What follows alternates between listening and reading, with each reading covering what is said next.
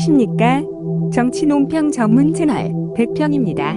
최근 한국 대통령 윤석열에 대한 탄핵의 가능성이 매우 자주 거론이 되고 있습니다.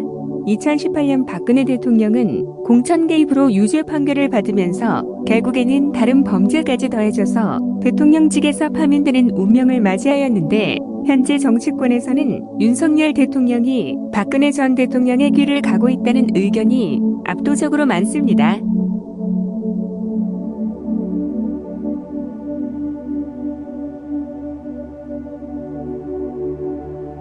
대통령으로서의 헌법적 책무를 방기하여 국민으로부터 부여받은 권한을 함부로 남용한 것으로서 우리 헌법의 근본 가치인 대의제 민주주의를 훼손하고 정당의 자율성을 무력화시키는 행위라는 점에서 그 죄질이 결코 가볍지 않다는 박 전 대통령 판결문 내용을 고려하면 헌법 정신을 결여한 박근혜 대통령의 말로가 어땠는지는 윤석열 대통령이 누구보다도 잘 알 것입니다.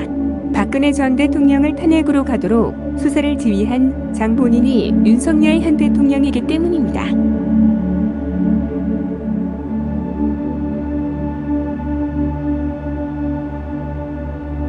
태영호 의원이 국민의힘 최고위원으로 선출된 다음 날 저녁 이진복 대통령실 정무수석을 만나고 온 대 의원은 보좌진들이 모인 자리에서 이렇게 말합니다.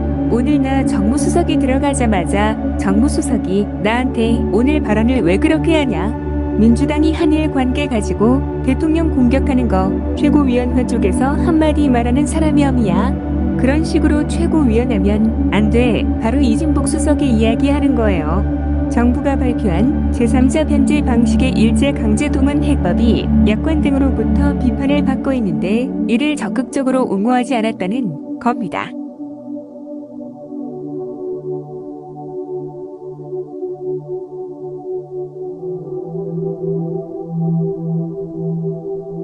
그 과정에서 이진복 수석이 공천 이야기를 꺼냈다고 대 의원은 전했습니다. 당신이 공천 문제 때문에 신경 쓴다고 하는데, 당신이 최고위원 있는 기간에 마이크 쥐었을 때 마이크 잘 활용해서 매번 대통령한테 보고할 때 오늘 이렇게 했습니다 라고 정상적으로 들어가면 공천 문제 그거 신경 쓸 필요도 없어. 이 말을 듣고 대 의원은 정신이 번쩍 들었다고 했습니다. 그래서 내가 이제부터 정신이 번쩍 들더라고. 이진복 수석이 나한테 좀 그렇게 약간 다 걱정하는 게 그거잖아. 강남갑 가서 재선이냐? 오늘도 내가 그거 이진복 수석한테 강남갑 재선되느냐 안 되느냐?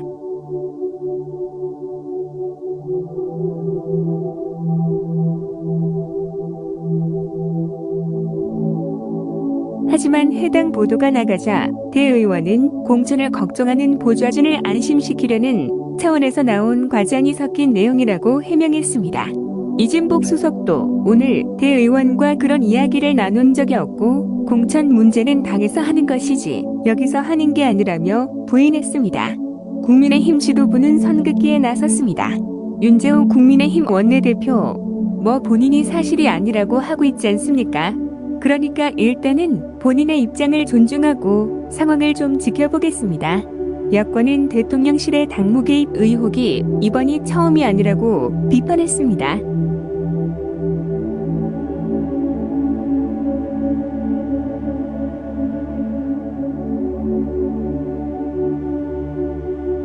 권칠승 더불어민주당 수석 대변인, 대통령실이 공천을 미끼로 당무에 개입했다면 민주주의의 근간인 삼권 분립을 훼손하는 폭과이자 불법 행위입니다.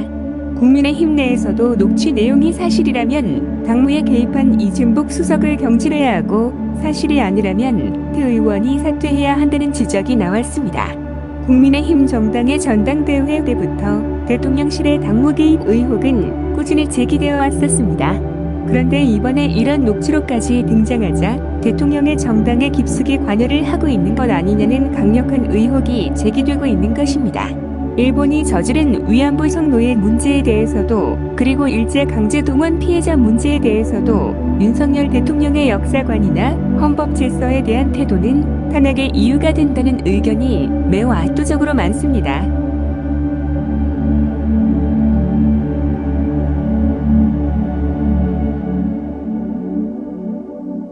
국민의힘 정당은 진실로 사라져야 할 민주주의의 적이며 헌정 질서를 무너뜨리는 깡패들이고 반국가적인 세력이라는 여론이 점점 더 커지고 견고해지고 있습니다. 오늘은 이만 마치도록 하겠습니다. 이 영상이 마음에 드셨다면 구독 부탁드립니다. 감사합니다.